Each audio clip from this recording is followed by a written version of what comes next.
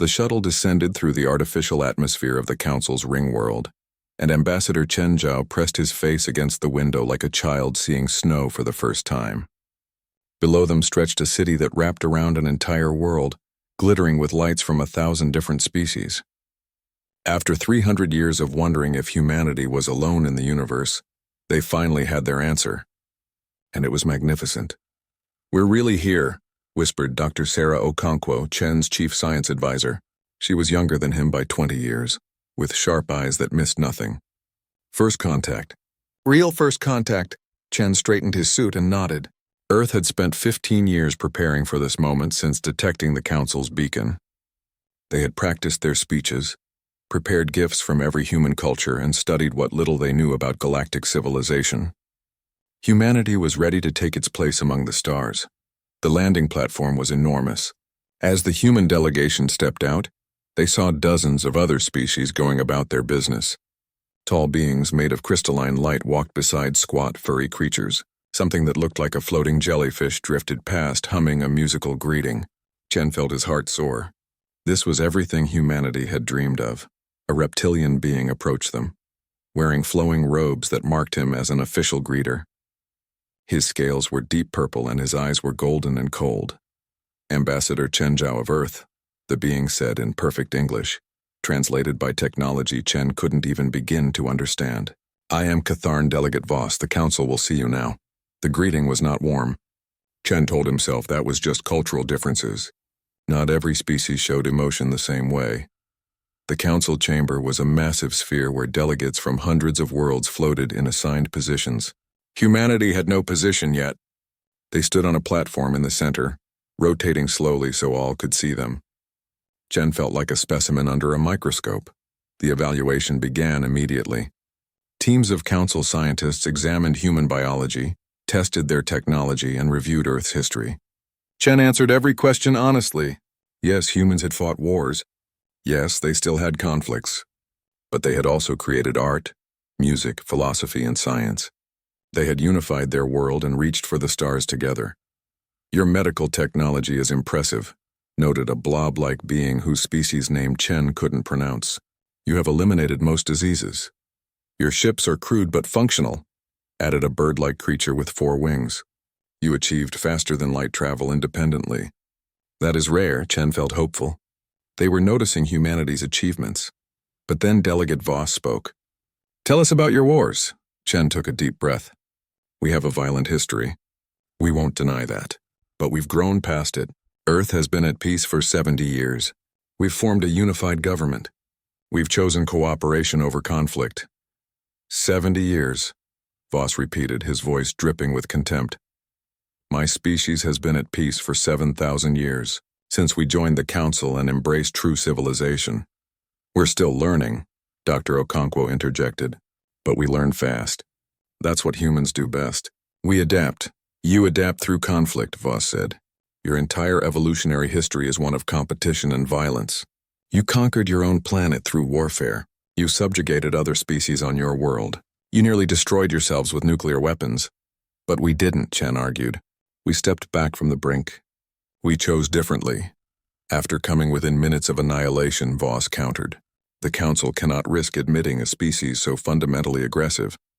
"You are dangerous." Other delegates murmured agreement. Chen felt his hope crumbling. The tests continued for 3 weeks. Humanity passed every technological requirement.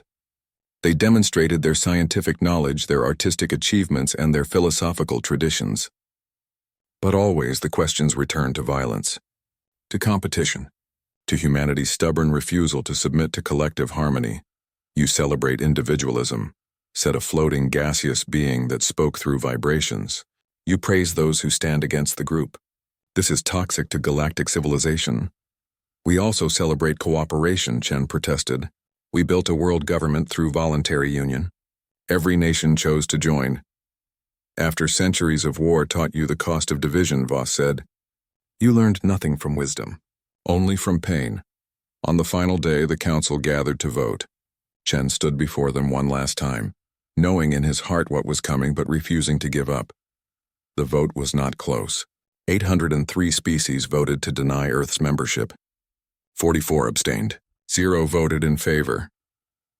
The council finds that humanity is not ready for galactic civilization, announced the council speaker, a being so old its species had forgotten its original form. You are hereby classified as embargo status. You are forbidden from entering council space, from trading with council species, or from settling worlds within 500 light-years of any council member's territory. You're surrounding us, Dr. Okonkwo said quietly. Trapping us. We are protecting the galaxy from a dangerous species, Voss said. When you have matured sufficiently, you may reapply. In perhaps 10,000 years, Chen felt anger rising in his chest, hot and fierce. 10,000 years. They might as well have said never. You're making a mistake, he said, his voice steady despite his rage. You see our violence, but not our compassion. You see our competition, but not our cooperation. You judge us for surviving in a harsh universe through strength, but that same strength could help you. We could contribute so much. You have nothing we need, Voss said coldly, and everything we fear. Then I pity you, Chen said. Because a civilization that fears strength more than it values diversity is already dying. You just don't know it yet. The council chamber erupted in outrage. Species Chen couldn't name shouted in languages he couldn't understand, but he saw fear in their eyes. Good. Let them be afraid. The human delegation was escorted back to their ship under armed guard as if they were criminals. As the ring world shrank behind them, Chen stared at it with hard eyes. What do we tell Earth? Dr. Okonkwo asked. The truth, Chen said.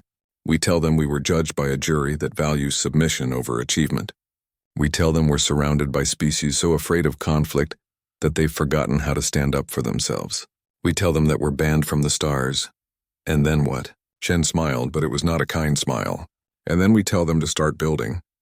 If they won't let us join their civilization, we'll build our own. A better one.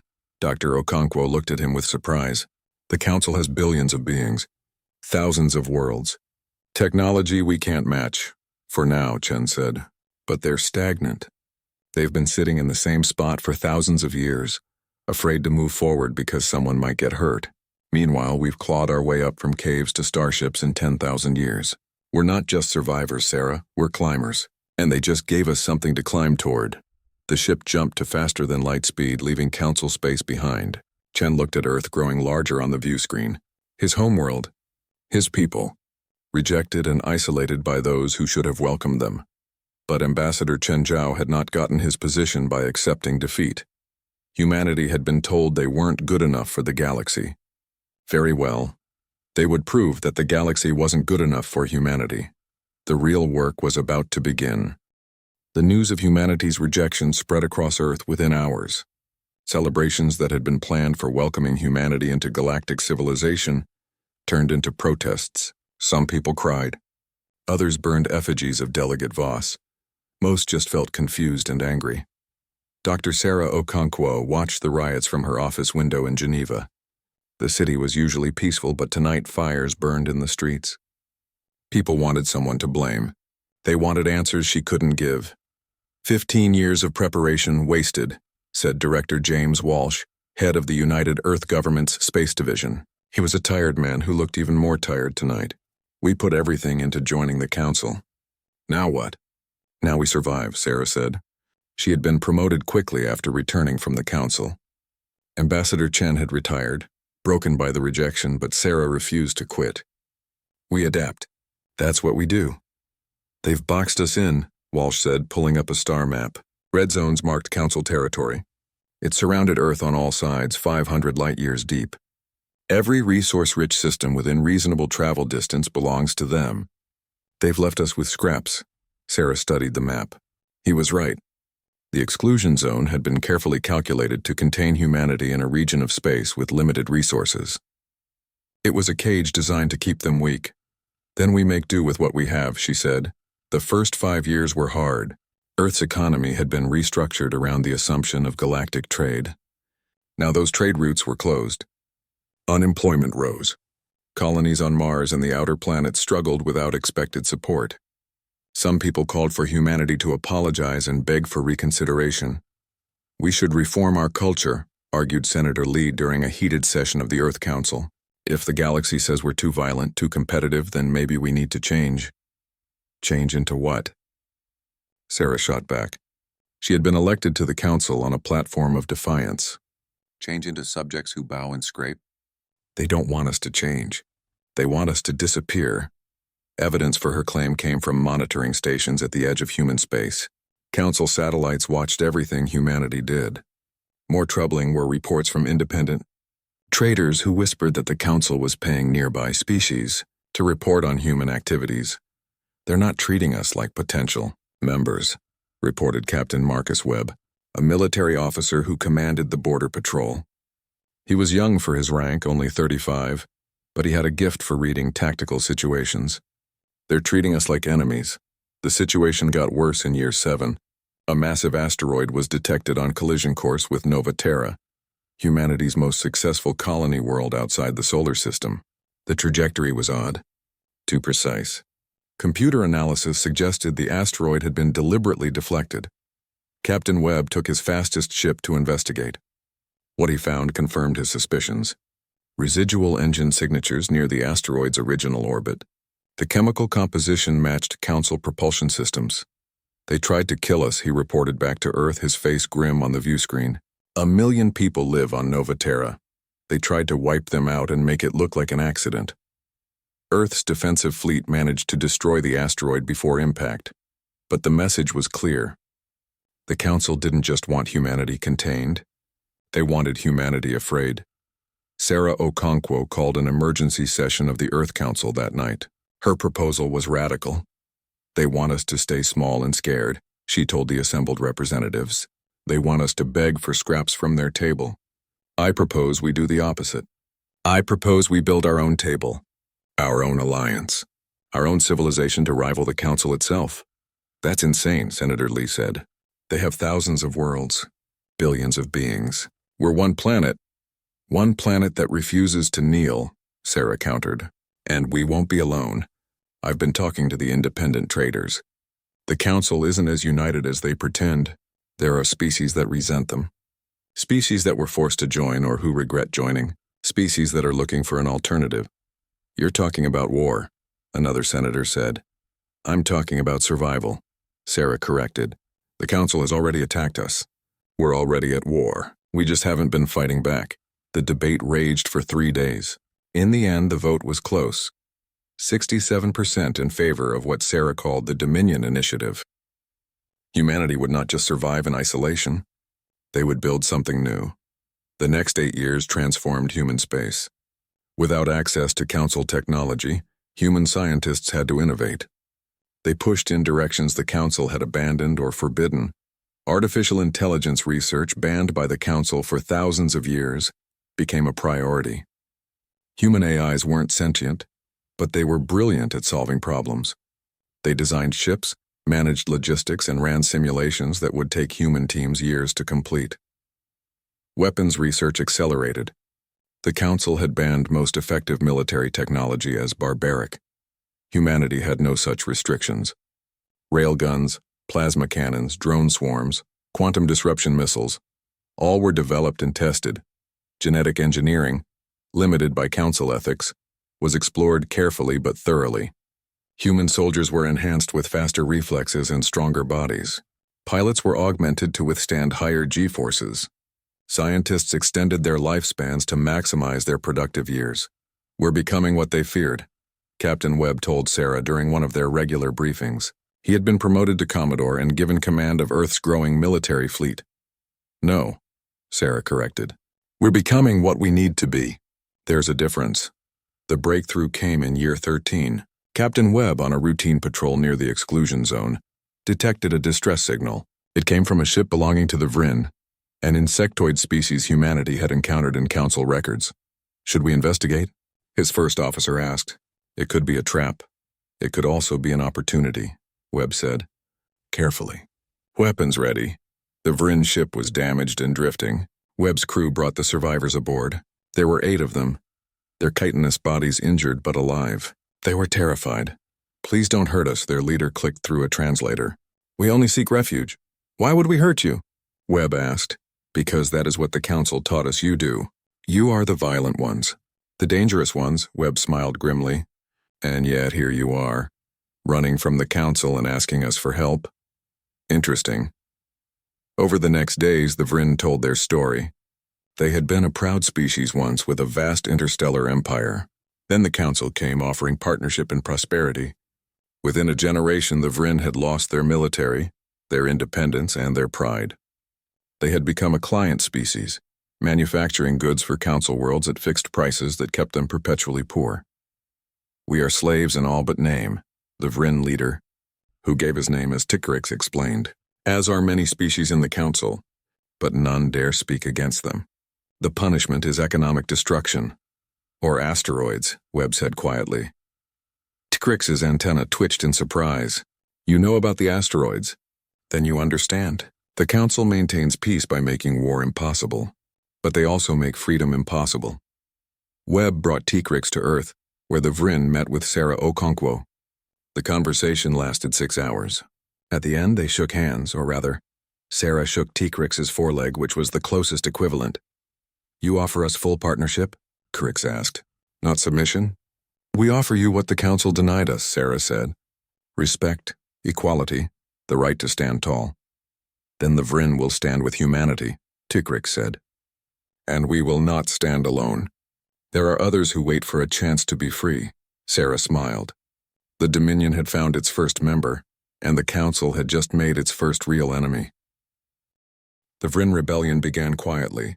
Ships that were supposed to deliver manufactured goods to council worlds simply disappeared. Factories that produced components for council technology mysteriously malfunctioned. Production quotas were missed, then ignored entirely. The council noticed but moved slowly. They had grown comfortable over millennia of unchallenged authority. A few missing shipments seemed like a minor problem, not a revolution. By the time they understood what was happening, it was too late. The Vryn had moved their entire industrial base to human space. Entire hive cities had been relocated to newly constructed habitats around human colonies. And they had brought gifts. "This is the manufacturing capacity of 60 worlds." Tikrix explained to Sarah Okonkwo as they toured the new orbital factories around Mars. "The council kept us productive but poor. Now that productivity serves the Dominion." "And your people are happy with this?" Sarah asked. She wanted allies, not resentful subjects. "Happy?" Crix's antenna twitched with amusement. "Director Okonkwo, my people are singing." "We have not sung in 300 years. The council deemed our songs too loud, too chaotic. Now we sing again and the universe can hear us." The council's response was predictable. They declared the Vryn traitors and sent a diplomatic mission to demand their return. Captain Marcus Webb, now commanding a small fleet of human and Vryn ships, intercepted the council delegation at the edge of human space. "Turn back," Webb transmitted. "The Vryn are under Dominion protection." The council's lead ship, commanded by a species called the Zhen, transmitted back with barely controlled anger. "You harbor criminals. Return them immediately or face consequences." "What consequences?" Webb asked calmly. "War? I thought you were a peaceful civilization." There was a long silence. The Gen commander had no answer. The council had not fought a real war in 10,000 years. They had forgotten how. The Gen fleet turned back, but Webb knew this was just the beginning. The council would not tolerate defiance. They would respond with force eventually. Humanity had to be ready. More species came. The Selkari, an aquatic people whose ocean worlds had been overfished by council harvest fleets, arrived in secret. Their biology made them experts in medicine and genetic engineering. They offered their knowledge in exchange for protection and the right to manage their own oceans. The Lumini came next, beings of crystalline light who communicated through color and frequency. Their homeworld's rare element deposits had been strip-mined by council corporations until almost nothing remained. They were a dying species, clinging to life on a gutted planet. Humanity offered them new worlds and the technology to terraform them. "Why do you help us?" Their elder, a brilliant purple crystal named Shartek, asked. "What do you gain?" "We gain allies," Sarah explained. "Friends, people we can trust to stand with us when the council comes. And they will come. Then we will stand with you." Shartek pulsed. "The Lumini remember when our world glowed with life. We will see it glow again, and we will not forget who made that possible." The Torvek arrived fleeing persecution. They were mammalian, covered in thick fur, and they wore their emotions openly. The council had denied them membership for being too emotional and psychologically unstable. In reality, they were simply honest about their feelings in a civilization that valued cold logic above all else. We tried to be what they wanted, explained Torvek Ambassador Dren, tears streaming down his face as he described his people's struggles. We tried to hide our joy, suppress our sorrow, mask our anger. But we cannot be other than what we are. You do not ask us to change.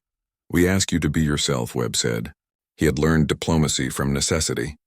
The Dominion is built on differences, not conformity. Within 3 years, the Dominion had 7 member species. Each brought unique strengths. The Vryn manufactured everything the Dominion needed. The Selkari's biological sciences pushed human medicine decades forward. The Lumini's energy technology powered ships more efficiently than anything the Council possessed. The Torvek's agricultural techniques turned marginal worlds into productive farms. And humanity. Humanity brought something the other species had forgotten how to do. Humanity brought war. The Battle of Proxima Reach was not supposed to happen. Captain Webb's fleet was on a routine patrol when Council ships appeared. There were 43 Council vessels against Webb's 14. The Council commander transmitted a simple message: surrender or be destroyed. Webb looked at his crew. Humans, Vryn, Selkari, a few Lumini who served as engineering specialists. They had drilled together, trained together, and now they would fight together. All ships, Webb transmitted on the Dominion channel. Remember your training. Trust your crew. Trust each other. We're outnumbered but not outmatched. Today we show the Council what the Dominion means. The Council fleet advanced in a standard formation, 3 layers deep, weapons powered but not fired. They expected surrender. They had probably not fired on an enemy in living memory. Webb's fleet scattered. Dominion ships broke formation and accelerated in different directions, using the erratic flight patterns that human pilots had practiced for years. The Council ships tried to follow, but their formation broke apart. Drone swarms launch, Webb ordered. Thousands of small combat drones erupted from the Dominion ships. They were cheap, fast, and packed with explosives. The Council point defense systems struggled to track them all. Dozens of drones got through, detonating against Council shields. They're not used to drone warfare, Webb's tactical officer reported.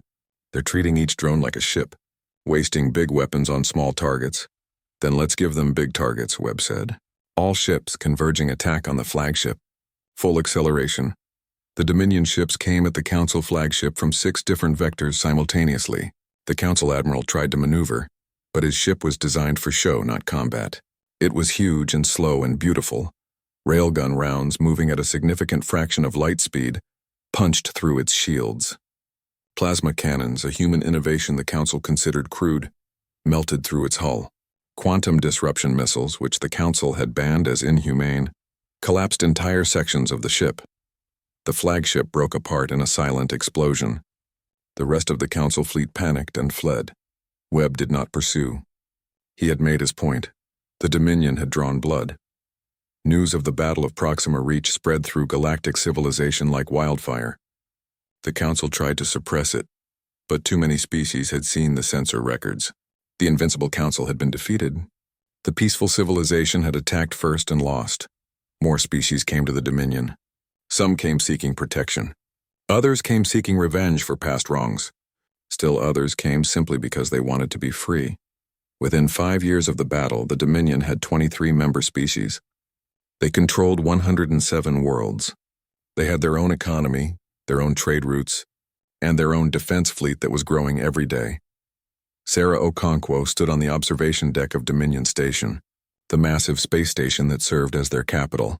It orbited a neutron star in unclaimed space, powered by the star's rotation. Engineers from 4 species had built it together. "We're not strong enough yet," Captain Webb said, joining her at the window. He was an admiral now, though he hated the title. "The Council still outnumbers us 10-1. "Numbers aren't everything," Sarah said. "We have something they don't." "What's that?" "We remember how to fight. How to struggle. How to win." She turned to face him. "The Council has been at peace so long they've forgotten what peace costs. They think safety comes from submission. We know it comes from strength.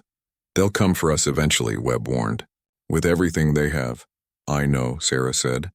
"But when they do, we'll be ready. And we won't be alone," she was right. The Dominion had allies now. Not subjects, but partners. Species that had found their courage again.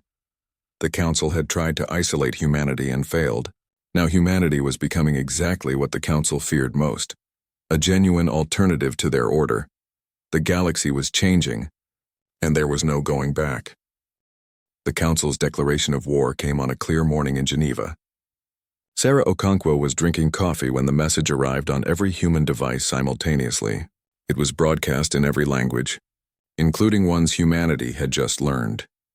The entity calling itself the Dominion is hereby declared a threat to galactic peace and stability. The Council speaker's voice droned. All member species are required to contribute forces to restore order.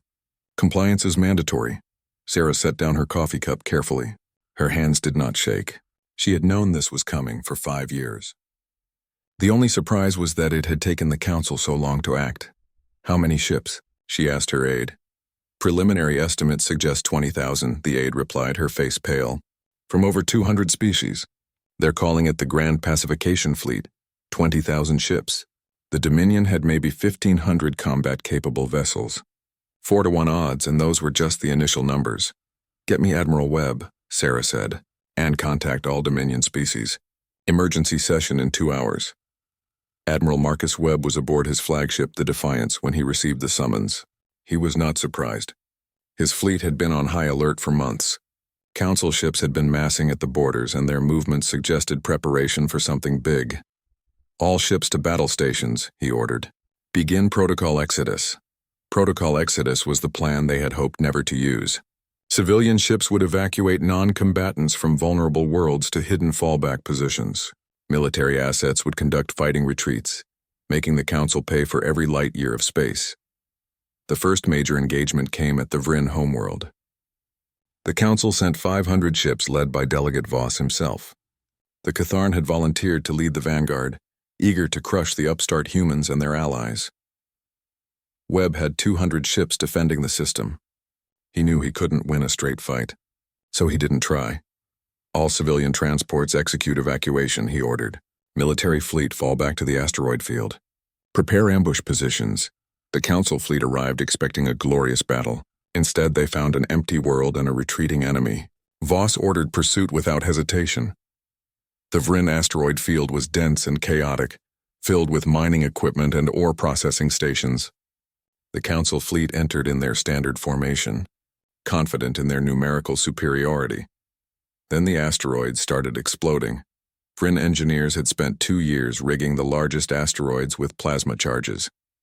When the Council fleet reached optimal position, Webb gave the signal. Hundreds of asteroids detonated simultaneously, filling space with debris moving at high velocity. Council shields, designed to stop directed energy weapons, were less effective against kinetic projectiles. Dozens of ships were damaged or destroyed in the first 30 seconds. All ships attack now, Webb ordered. The Dominion fleet emerged from hiding positions throughout the asteroid field. They attacked in small groups, hitting isolated Council ships before disappearing back into cover. It was guerrilla warfare on a stellar scale. Voss tried to rally his fleet, but his commanders were used to fighting from positions of overwhelming strength. Being ambushed rattled them. When Webb's flagship scored a direct hit on Voss's command ship, destroying its main weapons, the Catharn delegate ordered a retreat. The Council had lost 83 ships. The Dominion had lost 12. But the victory was tactical, not strategic. The Vryn homeworld was abandoned, its population scattered across dozens of Dominion worlds. We're losing territory, Admiral Webb reported to the Dominion Council. Representatives from all member species attended via hologram. We can win battles, but we can't stop them from taking our worlds. Then we change the game, said Tikrix. The Vryn leader's antennae were steady despite his world's loss. We do what they cannot imagine. We attack their worlds. There was shocked silence. The Council had thousands of worlds. The Dominion couldn't possibly threaten them all. Not all their worlds, Sarah said slowly, understanding what Tikrix meant. Just the important ones. Their industrial centers, their trade hubs, their seat of government. That's terrorism, objected one of the Torvek representatives. No, Webb corrected. That's asymmetric warfare. They have more ships, more worlds, more resources, but they're spread thin. We can't defend everything, but neither can they. The Dominion's counteroffensive began 3 weeks later. Small strike forces, Never more than 10 ships hit Council logistics bases deep in their territory. They didn't try to hold ground. They struck fast, destroyed what they could, and disappeared before reinforcements arrived. The psychological impact was devastating. Council species that had felt safe for millennia suddenly had to worry about attacks. Trade routes became dangerous. Governors demanded protection that the Council fleet couldn't provide while also prosecuting the main offensive. But the Council kept coming. They surrounded Earth with a blockade of 3,000 ships. The message was clear: surrender or watch humanity's homeworld starve. Admiral Webb stood on the bridge of the Defiance, looking at the tactical display. 3,000 ships in orbit around Earth. His entire fleet barely numbered 1,000 now, and they were scattered across a dozen systems. "We can't break that blockade," his tactical officer said quietly. "I know," Webb replied. "So we don't try to break it. We make it irrelevant." He opened a secure channel to Sarah Okonkwo on the surface. "Director, I need authorization for Project Ragnarok." Sarah's face on the screen was grim. Project Ragnarok was the nuclear option. Literally and figuratively, it would end the war one way or another. "The Council is demanding our surrender," she said. "They want complete disarmament, forced integration and rehabilitation of our entire population. They want to erase what we are." "Then we show them what we are," Webb said. Sarah was quiet for a long moment. Then she nodded. "Project Ragnarok is authorized. God help us all." Project Ragnarok had been developed in secret over the past 8 years. While the Council watched the Dominion's obvious military buildup, they had missed the subtle infiltration happening simultaneously. Human and allied agents had posed as traitors, refugees, and diplomats. They had traveled throughout Council space, settling on minor worlds, establishing businesses, and living quiet lives, and in hidden locations, they had assembled components for quantum-entangled weapons platforms. Small devices, no larger than a suitcase but powerful enough to cripple infrastructure on an entire planet. The devices had been placed in 200 key systems: military shipyards, computer core facilities, communications hubs, power generation stations, all the essential infrastructure that kept Council civilization running. "All platforms activate," Webb transmitted on the quantum channel. Across Council space, 200 worlds went dark. Power grids failed. Communications died. Shipyards constructing new warships lost power mid-assembly, causing catastrophic damage. The carefully integrated network that linked Council civilization together fractured in an instant. Chaos erupted. Without communications, Council fleets couldn't coordinate. Without shipyards, they couldn't replace losses. Without power, entire worlds struggled to maintain basic services. The Council speaker, transmitting from the Ringworld capital, issued a panicked message. "This is an act of genocide. You have killed billions." Sarah Okonkwo's response was broadcast across every channel in the galaxy. "We have killed no one. Your power grids will restore in 72 hours when our devices shut down automatically. Your people are safe. But now you understand what we could have done. We could have set those devices to detonate. We could have turned 200 worlds into graves. We didn't, because unlike you, we remember the difference between warfare and murder." The galaxy held its breath. "We do not want to destroy the Council," Sarah continued. "We want you to leave us alone. Stop trying to force everyone to be the same. Stop crushing species under your heel. Let the Dominion exist in peace, and this war ends today." The Council fleet surrounding Earth remained in position, but they did not attack. The commanders waited for orders that did not come. The Council leadership was paralyzed, unable to decide between total war and humiliating peace. Finally, the Council speaker sent a single-word response: "Negotiate." Admiral Webb allowed himself to breathe for the first time in hours. They had survived, barely, but he knew this was not over. It was just a pause. The real question was what would come next. The peace negotiations took place on neutral ground, a barren moon orbiting a brown dwarf star. Neither the Dominion nor the Council wanted to meet on the other's territory. Trust was in short supply. Ambassador Chen Zhao came out of retirement to lead the Dominion delegation. He was 78 years old now, his hair completely white, but his eyes were as sharp as ever. Beside him sat Sarah Okonkwo, Admiral Webb, and representatives from every Dominion species. Across the table sat the Council's representatives. Delegate Voss was there, his scales now marked with scars from the battle damage his ship had sustained. The council speaker attended via hologram, too old to travel. Dozens of other species sent their diplomats, all looking uncomfortable. "Let us begin with truth," Chen said. "This war started because you refused to accept us as equals. You saw our strength and called it violence. You saw our independence and called it chaos. You tried to cage us, and when we broke free, you tried to destroy us. Do you deny this?" The council speaker was silent for a long moment. "We acted to preserve galactic stability." "You acted to preserve your power," Sarah corrected. "But let's talk about what we discovered during this war. Should I share it with everyone?" She activated a holographic display. Documents appeared, thousands of them, all marked with council seals. Financial records, communications, secret agreements. "During the war, our intelligence operatives accessed council databases," Sarah explained. "What we found was illuminating. The council doesn't bring species into partnership. You conquer them economically. You force them to accept trade deals that benefit you. You suppress their technology development so they remain dependent on you. You charge fees for protection that keep them perpetually in debt." "This is propaganda," Voss hissed. "These are your own documents," Webb said coldly. "We can release them to every species in the galaxy if you prefer. Let's see how many of your members stay loyal when they learn how you've manipulated them for millennia." The hologram showed specific examples. The Vryn had been charged 3 times market rate for access to council trade networks. The Selkari's ocean worlds had been harvested under contracts that paid them a fraction of what the resources were worth. Species after species had been locked into agreements that enriched the council's core worlds while keeping peripheral members poor.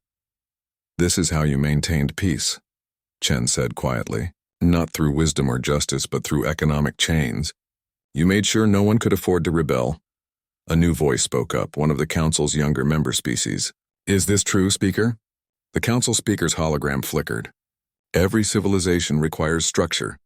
The council has maintained stability by making slaves of us all," the younger species interrupted. "I have seen these documents. My people have been paying for our membership for 600 years. We thought it was the cost of civilization. Now I see it was just tribute." Murmurs spread through the council delegation, seeds of doubt planted and growing. "We are not here to destroy the council," Sarah said, cutting through the rising voices. "But we are here to offer an alternative. The Dominion is built on different principles. Equal partnership. Mutual benefit. No species is above another. We have our problems, our disagreements, but we solve them as partners, not as masters and subjects." "You want us to surrender?" Voss said flatly. "No," Chen replied. "We want you to change. Or rather, we want to give your members the choice to stay with you or join us. Let them decide freely which civilization they prefer." "That would destroy the council," the speaker protested. "Perhaps," Sarah agreed. "Or perhaps it would force you to become what you claim to be. A genuine alliance of equals rather than an empire pretending to be a democracy." The negotiations lasted 3 months. During that time, something unexpected happened. The Catharn attempted one final military action against Earth. Delegate Voss, unable to accept defeat, led a rogue fleet in a desperate assault. They were stopped not by the Dominion fleet but by council ships. Species that had fought for the council during the war now turned against Voss's attack. They had read the documents. They had learned the truth, and they were angry. Voss's ship was disabled and captured. He would spend the rest of his life in prison, convicted by his own people of bringing shame to the Catharn through his fanaticism. The incident changed everything. It showed that the council itself was fracturing. The younger species wanted reform. The older species wanted to maintain control. And an increasing number wanted to leave entirely. In the end, the Accords of New Geneva established a new framework for galactic civilization. The council would continue to exist, but without its economic stranglehold. Trade would be free and fair. Technology sharing would be voluntary. Military alliances would be defensive, not mandatory. And any species could choose to join the Dominion instead, or remain independent entirely. Within the first year, 43 species left the council for the Dominion. Within 5 years, that number grew to 193. The council retained control of just over 400 species, many of whom only stayed because their economies were too integrated to easily leave. Sarah Okonkwo stood at the window of her office in Geneva, watching Earth's orbital traffic. Ships from dozens of species came and went, trading freely. It was the vision Ambassador Chen had hoped for all those years ago, just achieved through a different path. Chen himself had passed away 6 months after the accords were signed. His funeral had been attended by representatives from across the galaxy, both Dominion and Council. Even some Catharn had come, apologizing for Voss's actions and praising Chen's wisdom. His epitaph, carved in stone at the memorial in Geneva, read, "They told us we weren't good enough. We proved we were different, and that was better." Admiral Webb had retired after the war, exhausted by years of combat. He taught now at the Dominion Naval Academy, training the next generation of officers. He taught them not just tactics but ethics, how to fight when necessary but also when to show mercy, how to be strong without being cruel. The galaxy had changed in fundamental ways. War had returned to a civilization that had forgotten it existed, but so had genuine freedom. Species that had been subjects for millennia remembered what it meant to stand tall, to make their own choices, to chart their own destinies. The Dominion was not perfect. Arguments erupted regularly between member species. Trade disputes, cultural misunderstandings, and political disagreements were common, but they were solved through negotiation, not domination, through compromise, not compulsion. On Dominion Station, a massive new wing was being constructed. It would house embassies from every member species, all equal in size and prestige. At the center would be a memorial wall listing every being who had died in the war from both sides. Council and Dominion casualties would be remembered together. Sarah visited the construction site often. Today she brought a special guest. "This is where we remember them," she told the young Catharn diplomat who had requested the meeting. He was barely an adult by his species standards, his scales still bright with youth. "My grandfather fought against you," the young Catharn said quietly. "He was on one of the ships destroyed at Proxima Reach. I was taught to hate humanity, to fear the Dominion, and now?" Sarah asked. "Now I see what you built. Not an empire, a family." He looked at the memorial wall, still incomplete but already inscribed with thousands of names. "You remember our dead as your own." "Because they are," Sarah said. "The Council forced species to fight who had no quarrel with us. We don't blame the soldiers. We blame the system that sent them to die for a lie." The young Catharn was quiet for a moment. "The Catharn are considering joining the Dominion. Many of our people see now that Voss led us astray. Would you accept us, after everything?" Sarah smiled. "The Dominion doesn't judge species by their past actions, only by their current choices. If the Catharn choose to join us as equals, they'll be welcomed as equals." Later that evening, Sarah stood in her quarters aboard Dominion Station, looking out at the stars. A message came through from the Council speaker. The ancient being's hologram appeared, looking smaller somehow, diminished. "The Council is dissolving," the speaker said. "We will reform as a voluntary association, following the Dominion's model. It seems we have much to learn from you." "Not from us," Sarah corrected gently. "From everyone. That's the point. No one species has all the answers. We're stronger together, but only if we're together by choice." The speaker's hologram flickered with what might have been a smile. "Perhaps we should have accepted humanity's membership application all those years ago." "No," Sarah said. "If you had, we would have been absorbed into your system.